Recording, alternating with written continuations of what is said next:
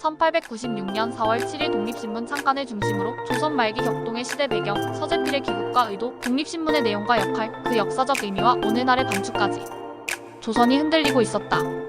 왕이 있었지만 권력은 없었고 나라는 있었지만 주권은 다른 나라의 손에 넘어가고 있었다.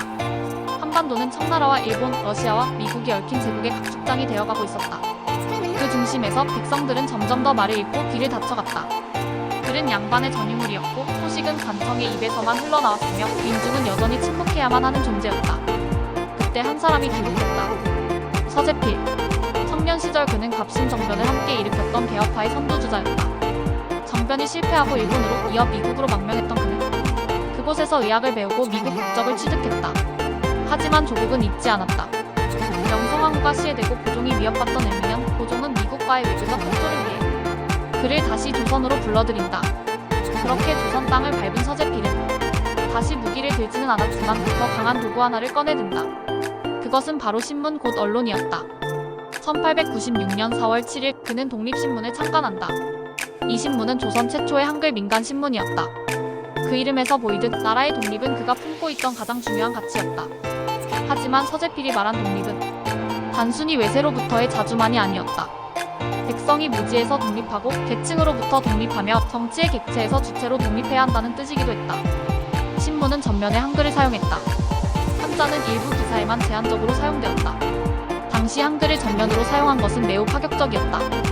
문맹률이 높았던 시절 그래도 한글이라면 백성이 읽을 수 있다는 믿음이 있었기에 그는 이를 고집했고 실현했다. 독립신문은 광고가 아니었다.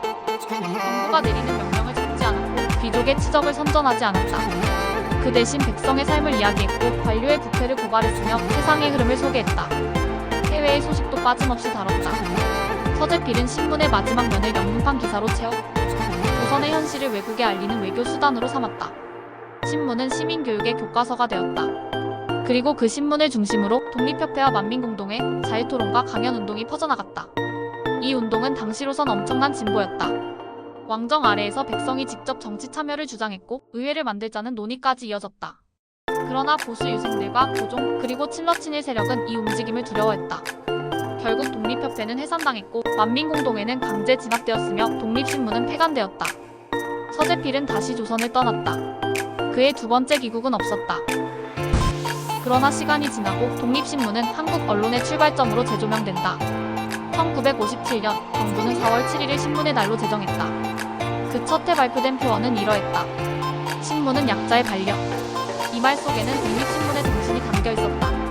말할 수 없던 사람들에게 목소리를 주고 듣지 않던 권력에게 외침을 들려주는 것. 그게 언론의 역할이자 존재 이유였다. 하지만 지금 우리는 되묻게 된다. 오늘날 대한민국의 신문들은 진정으로 약자의 반려인가 아니면 강자의 변호사인가? 이 질문은 독립신문이 오늘까지 던지는 아직도 유효한 물음이다.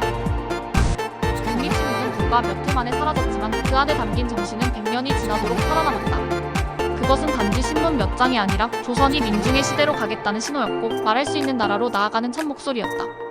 그리고 그 정신은 지금도 우리에게 묻고 있다. 우리는 지금도 독립된 언론을 갖고 있는가? 우리는 지금도 진실을 말하고 있는가? 1896년 4월 7일 그날 찍힌 한 장의 신문이 오늘도 우리에게 말을 걸고 있다.